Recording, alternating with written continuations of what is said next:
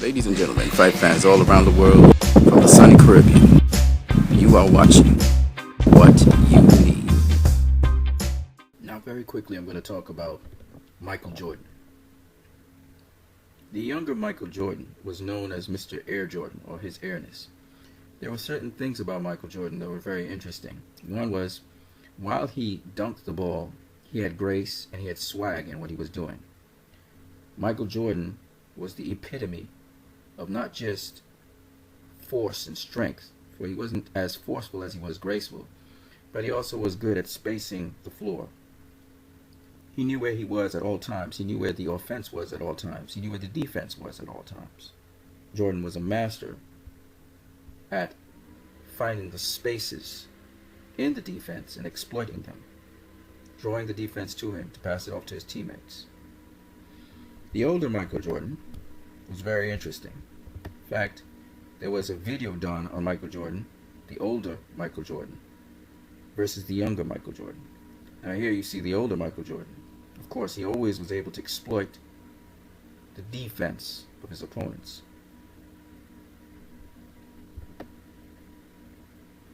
There you see him again in motion, exploiting the defense. Here he is again, exploiting the defense. Now you see his successor, Kobe Bryant. This is the older Michael Jordan, once again, moving from dunking the ball to using fadeaways, shooting threes. And the older Michael Jordan beat the younger Michael Jordan because he played basketball smarter, not harder. Now, why am I talking about Michael Jordan?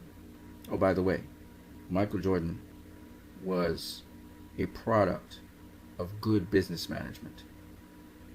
He was one of the more wealthier basketball players, using business and franchising to market himself brilliantly outside of basketball. Now, there's a reason why I'm speaking about Michael Jordan at this point in time. And the reason is there are extremely close parallels between Michael Jordan and Floyd Mayweather Jr. See, like Michael Jordan, Mayweather Jr. is a finesse boxer, or a boxer with style and swag. In the early parts of his career, he just knocked out fighters. In the later part of his career, he fought smarter and not harder.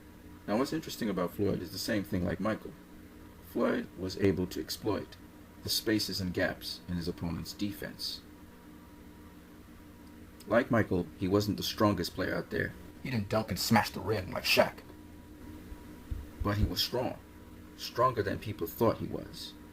And he was able to evade and fit into the spaces that the defense of his opponents provided. A very spatial player. Now, there's something special about these people, because some of the moves that they make, you just never imagined could be done. So this is the reason why Floyd Mayweather is called the Michael Jordan of boxing. Because like Michael Jordan, he was marketed very well. Like Michael Jordan, he was a finesse boxer.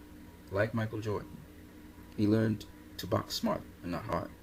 Like Michael Jordan, he would read his opponent's offense and defense, and he'd exploit his opponent's defense and find holes in it.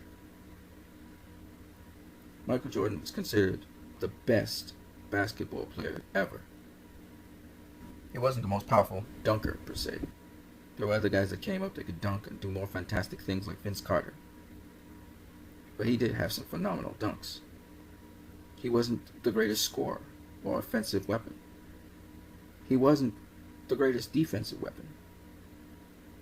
He wasn't the greatest passer. But when you look at Michael Jordan's stats, he played defense, he played offense, he was able to pass the ball, he was able to play point guard, he was able to play power forward. Michael Jordan could do a bit of everything great. And that's Floyd Mayweather. You guys have a great one.